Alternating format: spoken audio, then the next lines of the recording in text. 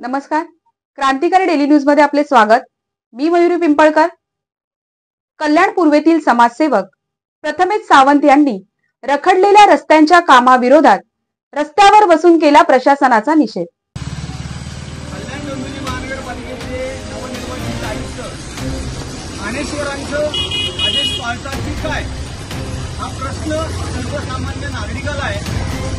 आज मी ह्या सीलिंगवरती बसलेलो आहे. कल्याण डोंबिवली महानगरपालिकेच्या विजयनगर अंबाडी येथील हा सीलिंग आहे. खूप छान असं निसर्गरम्य वातावरणात बसलेलो आहे.